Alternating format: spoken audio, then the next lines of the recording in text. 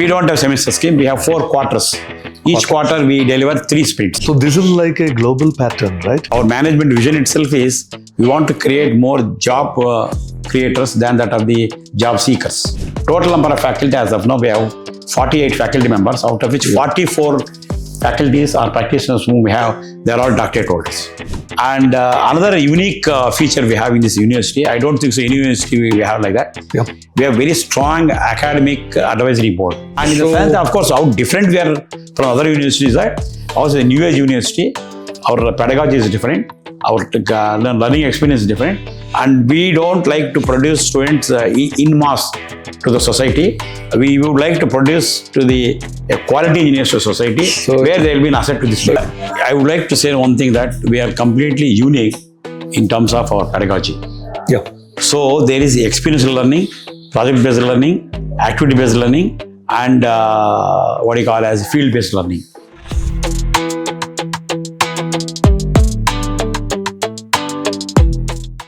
A very interesting person with us, Mr. K.V. Narayana Swamy. Dr. K.V. Narayana Swamy, the Registrar of Atria University, Bangalore.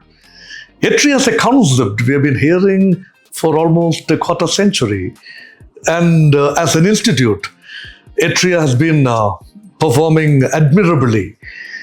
But the university, a new gen university, that is offering a very, very different kind of course, something which normal universities don't normally offer. What is the magic behind it, sir? The magic behind that is quite simple. In fact, the A.S. Kopparaja Charitable Foundation Trust has started in 2000 the Atria Institute of Technology, and that is there under State Public University, VTU. Yeah. This New Age University, which the management have thought of, and our Chancellor, Sri Dr. Sundar Raju, Yeah. he has just gone around the various universities in US as well as in UK and other countries. And that is his brainchild to have a university which caters to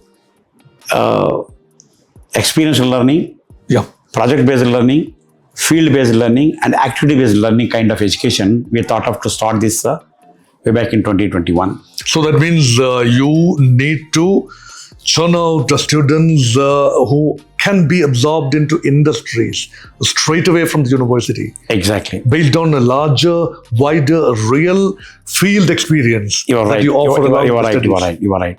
See, what's happening now in the conventional colleges, in the conventional universities, Yeah, the syllabi is fixed, the content is fixed, correct. and then the students have no option to choose the subjects of their choice. Right. Whereas in our Atria University, what we have done, for about 206 subjects, we have called it as sprints. We have been structured, prepared content, and then students have an option to choose the around 80 credits as a major, and 32 credits as a minor, and 9 credits interdisciplinary, and skill enhancement programs, and also the summer internship, finally the project, and so on. So there is a flexibility in choosing. Yes. It's pick and choose, based on exactly. what exactly a particular student wants. So you're catering to the basic taste of a student, and large assortment of courses and syllabi to pick and choose. Exactly. So this flexibility provides a greater amount of what you call academic flexibility for the faculty as well as the student to choose the subject of their liking. Correct. So, and also our pedagogy is also completely different. How we deliver, I tell you. We deliver each subject for about 15 days. Okay. So Monday to Friday for about 5 days. But there are 3 weeks. So you mean continuously one subject? Yes, one subject continuously for 2 weeks. Exactly. Oh, right. That is new. So 3 weeks. Yeah. In 3 weeks, per day 6 hours we engage. Total is 15 days into 6 is 90 hours. In 90 hours of a sprint system, we deliver the subject. So this particular sprint we will spread across 90 hours. And again in 90 hours, about 15 to 20% of that we teach about the concepts, basics, fundamentals required for students to understand. So that is the remaining 80%. No, that is classroom. That is the classroom environment. Yeah. and the remaining 80%, the student will be in the lab only. That So we is- conduct the sprint in the lab itself. Oh, right. Yeah. So that the faculty members who have developed the activities for every single sprint, they will be delivering in the lab. So naturally, the student will immerse himself in delivering those activities. So whatever they listen and understand conceptually in a classroom, it gets transmitted in a lab environment or a theatre environment or In the lab an environment. industry environment. Yes, in the lab outside environment. In the lab environment. So that's a good integration of concept into reality. You are right. That is wonderful. In meanwhile, we also do like this. For example, so starting from first year foundation year, Yeah. the moment they complete, they come to second year. Second year, they come for their majors which they have been chosen. Majors, we have 5 majors as of now. So first year, everybody First year is the foundation studies year. the foundation year. Yes. Everybody studies almost everything. All the subjects. Yeah, all subjects, Which are the from- fundamentals, basics, concept subjects Yeah. for them to pursue their majors in the later stage. So the moment the students switch from first year to second year, foundation year to Yeah. second year they get into their particular major which they've been chosen. So we have 5 majors as of now. No, before that, when we hear year, normally we talk in terms of semester. Don't you have a semester system? We don't have semester scheme. We have 4 quarters. Each quarter we deliver 3 sprints. 1 year, 4 quarters. Yes. So roughly around 10 to 11 sprints we are going to deliver in a given year. So this is like a global pattern, right? This is exactly the Western style of education we style. brought into India. In fact, our nomenclature of the degree itself is BS, 4 years engineering degree. So it's not BSc. No, it's BS. It's a BS. Bachelor's It's a of BS, Science. 4 years engineering degree.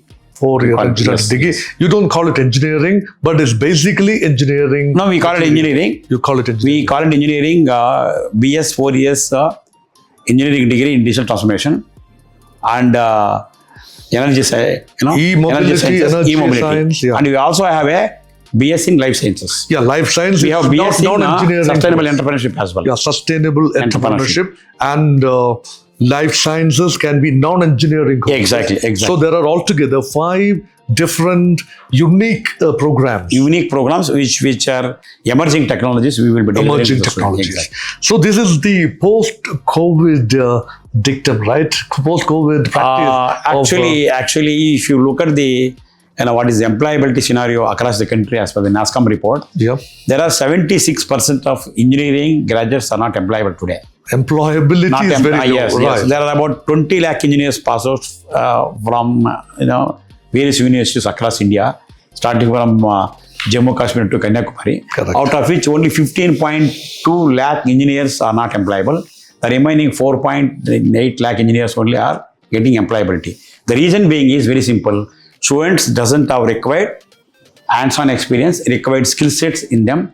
That's why they are not employable. So To fill that gap, here is Atria University. We are sincerely trying to train the students to get employable as well as to become entrepreneurs, also to become scientists, also to become. So that is a 4-pronged strategy, Yes. 4-dimensional Yes, strategy. exactly. They can turn to entrepreneurship. They can be technicians, specific engineering professionals, Exactly. or they can be in the academia also. Exactly. And they cater to interest of the industry per se. Even startup can be considered, right? They are skilled and motivated to have their own business and startups. So our management vision itself is we want to create more job creators than that of the job seekers. Oh, right. That's the concept, yeah. Our graduating engineers must have that kind of skill in which to start their own organizations, Correct. their own entrepreneurial activities. Right. That is really required for this country. So coming to the faculty side, I understand that there is nothing like a typical stereotype teaching and learning. People from industry, people from techno field are brought in as professors or course coordinators here. And how does it work? This is a very good question you ask me. If you go to any conventional system where in which they have faculty members Yeah. who are qualified as per the statutory bodies, Yeah. so they prepare the material from the given textbooks and reference book, they go and deliver in the class. Yeah. But whereas in our university, it's completely unique in terms of delivery. How I'll tell you, we call the faculty members as the practitioners. Yeah. because they are the practicing engineers, practitioners, and it's a combination of both academic practitioners and industry practitioners. So we have a combination. So these practitioners needs to develop the activities for the students, and they need to deliver the project-based learning. To deliver the project-based learning, I think we also experimented with the conventional teachers. It would be very difficult for them to deliver. We have the faculty members who have been qualified in the University of Duke University faculty. We have faculty, those who have studied their masters and PhD in Cornell University. We have faculty members from Bristol University, Harvard University faculty. We have faculty from various national and international reputed institutions. Faculties from Indian Science, those who did their UG, PG and Masters, PhD and all. Then faculty from IITs, NITs, triple IITs and highly reputed institutions we have taken. Total number of faculty as of now, we have 48 faculty members, out of which 44 faculties are practitioners whom we have. They are all doctorate holders. Oh, highly so qualified that is, faculty we have. You have a well experienced, knowledgeable, highly qualified Yes. faculty Yes. sourced globally. Exactly. Right? Exactly. Having a real experience and possibly the experience and knowledge and expertise of these faculty members, or you call them as a project, no, what do you call them? Instead of faculty members, you say something? Practitioners. Practitioners, Yes, yeah. yes. These practitioners can possibly act as a catalyst in ensuring that the students out of this university after 4-year UG program get absorbed in the various fields they are familiar with. They can possibly be the guides. Exactly. They can exactly. possibly be the link people also. In ensuring meanwhile, that, what we also have done to fill some gaps here and there, Yep. we have a list of adjunct faculty, Yep. distinguished faculty. We invite from various industries, various research centers, various academic institutions. That's reputed visiting academic faculty. institutions. Visiting faculty. They are visiting faculty. Visiting faculty. So they also come and deliver some of the sprints. Right. Nearly 20 to 40% of the sprints which we are offering have been delivered by external faculty. Okay. Why I'm telling you, that is going to be the right combination between the industry and academia. Correct. That's the product mix. Plus, we also have a faculty advisors. We have industry consultants. We have industry advisors. Those are rightly advising us. Yeah. Okay. And another unique feature we have in this university, I don't think so any university we have like that. Yeah. We have very strong academic advisory board. The former director of Indian Institute of Science, Yeah. Dr. Anurag Kumar, is the chairperson of that. See, academic advisory board advisory means something board. like a board of studies. Something like beyond equivalent to- board of studies. Beyond board of studies. So yeah. they give a guideline, they give the roadmap, they give a pathway for us, Right. how exactly you need to develop the content and deliver. So you periodic updating of the syllabi and periodic updating of the processes all involved? Sir, actually in a conventional colleges, universities, every 4 years once they revise syllabus. Yeah. Whereas in our university, Every every year, year we are every year. revising syllabus to meet the industry requirement.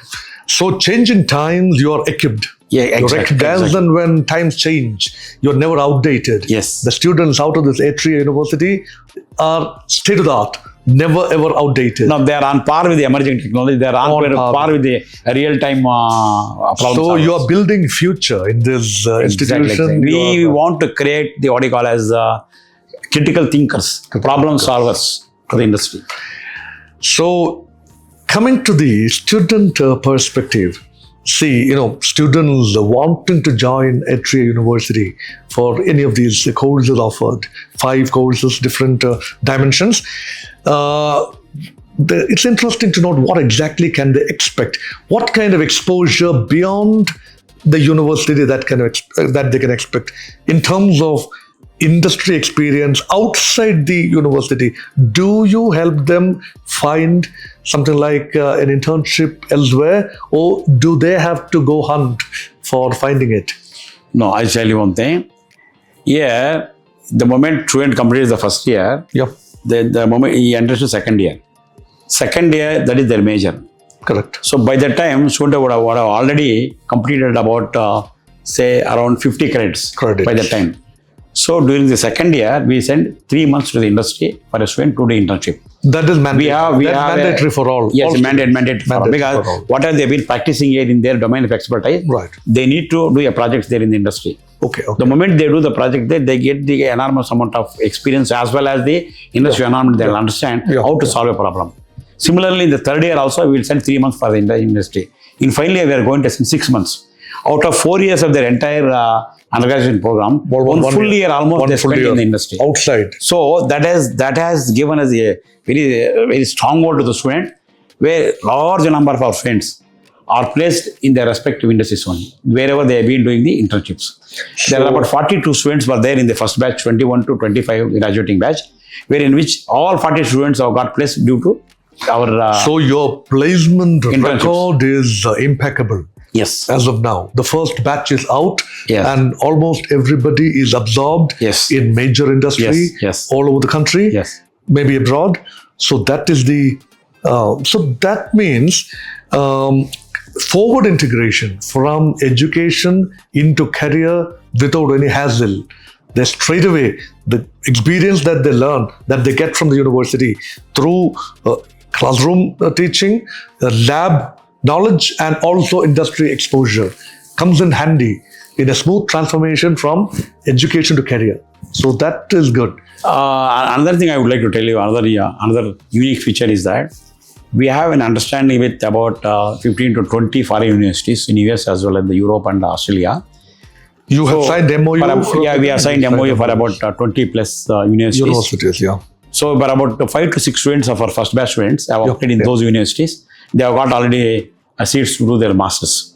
So, since we have understanding with them, they have extended their scholarship to the students. In meanwhile, at the intermediate level, even after completing here about 80 credits, some of the students have gone abroad to have a foreign university exposure. Again, they'll come back to us and so they can earn some credits outside university. Yes. They can bring it back and gel it with the credits earned here in Atria. You're right. That is right. So altogether, minimum of 80 credits, right? A total 160 credits to get awarded their 4 years degree as per the National Credit Framework, which has been given by the UGC. That is, So what kind of UGC control is there for the university? Sorry, actually, this is a state private university like other universities. We have around 29 private universities in Karnataka as of now. Correct. Out of which Atria University is also started in 21. We are also one in the private university list. So it is governed by the government of Karnataka. This comes under the Higher Education Department, government of Karnataka. All our courses have been approved by the government, but we have to communicate to the UGC. We have communicated to UGC. UGC is a top regulating authority. They have their own guidelines. They have their own procedures. What kind of UGC regulation, if at all, they say so? UGC regulation is quite simple. That is, what are the courses being offering, nomenclatures that has been approved by the UGC. Yeah. But at the same time, UGC also have some kind of guidelines to send it across time and again to monitor the functioning of the universities across India. Correct. So currently there are about 512 private universities in this country. Okay. Yeah. And we are also one among them. And in the sense, of course, how different we are from other universities, right? Also, a new age university, our pedagogy is different, our learning experience is different, and we don't like to produce students in mass to the society. We would like to produce to the quality engineers to society, where there will be an asset to this. So it is not the quantum output, it is the quality output that you focus on. Yes. So that is the speciality of this university. When it comes to the linkages and collaboration with the foreign universities, do the students get an opportunity to go there and an exchange program or some kind of an inter-university exchanges, etc., etc.? Actually, the UGC doesn't permit to have a tutoring program that requires a separate permissions altogether to have that. But since we are not completed even the 5 years of our inception, that's possible only after 5 years of the inception of any university. Till that time, we don't have that kind of engagement. But at the same time, we encourage students to apply any of the foreign university. Students are going abroad to do their masters. Good. And also to get that kind of international exposure in those universities, they can come back and study here to award that degree. Then coming to the techno aspects and invention aspects and the intellectual property rights, the patency. And we are talking about undergrad program. We are not talking about post-graduation and research and all that. But still, do you have things coming in the pipeline in terms of students getting minor patents and some kind of a patency to top it up? It's very good question. In fact, the university, we have encouraged students particularly to write paper publications the research articles, and so on. Beyond our curriculum, we have something called as the Beyond the Studios. Yeah. Beyond the Studios, we are spending around 10 to 15 lakh per studio for every year. The students can do the projects beyond the syllabus. Right. So this is called as Makers Laboratories we have. Okay. And also to support students, we also have, incubation centers, 2 or 3 incubation centers. Incubation centers. That is the startup companies we have. So where in which we students are encouraged to go there and then have interaction and learn. The outcome of these Beyond the Studios are nothing but writing publications. So that means... So we are encouraging students to publish the papers. We are also taking care of their expenditure with respect to the publications and so on. Faculty members also equally extending their support to hand over the student. Parents may be interested to know what kind of financial support that their wards can expect from the university in terms of scholarship, some support system, and help for publications, and all these enabling acts. Is there anything that actually, the university offers? When it comes to scholarships, I'll tell you, we have a merit-based scholarship. We have need-based scholarship. Need-based, we have, if some of the students are exceptionally scored very good percentages, we also are giving scholarships for them. Our scholarships varies from around, 30% up to 50% we have been giving scholarship. This time, in fact, for 25 and 26 batch students, we announced ourselves in the newspaper mentioning that the students who have secured more than 85% in their 10 plus 2 in physics, chemistry, mathematics, PCM, an average, we are extending a scholarship up to 60%. That is fabulous. Already we have got around 20 plus students who have scored more than 85% in their 10 plus 2. This is one thing. This is regarding academics. When it comes to the research and all, if a student write a publication or a paper, wants to attend any of the conferences, symposium, workshops, either national, internationally, we are also supporting them, extending financial support. So that is for financial support that could cover the travel and the local hospitality. To some extent, we have been to some extent. But as of now, at the national level, we are encouraging them. So there are certain fringe benefits that students would be looking for in the university. Exactly. Because what do we get? See, there are universities that don't cater to these requirements. But this is something which is, and I understand the concept of, need-based and also merit-oriented. Yes. That's good.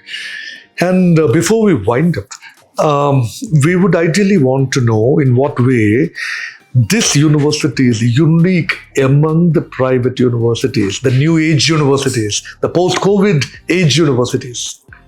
I would like to say one thing, that we are completely unique in terms of our pedagogy. So there is experiential learning, project-based learning, activity-based learning, and field-based learning. The first of its kind, I can say, because I have around 30 plus years of experience, worked in various institutions. I worked in the PS University, I worked in MS Ramaya University, I worked in the UK, I worked in Atria University of Technology as a principal. With my academic background of 30 plus years, I would like to say one thing, that if student would like to really wants to pursue engineering, they must pursue engineering with hands-on experience, with a skill-based. Otherwise, students gets a paper degree, students gets a degree with good scores, but that will not fetch any kind of employability for them. So it is a holistic development, comprehensive, holistic development of a student, shaping him or her to equip him with the futuristic challenges and to get absorbed into an industry or even to start own venture. So that is empowerment to the hilt. So congratulations, and thank you so much. Lovely to have you with us, and hope Atria University creates history. Very nice. My only request to the parents is very simple, that please choose a university in which it will add a value to your child's engineering education, and that will transform into jobs and transform into his student's career. Now, students who are joining in 2025, they will graduate in 29. And they will work up to 2059.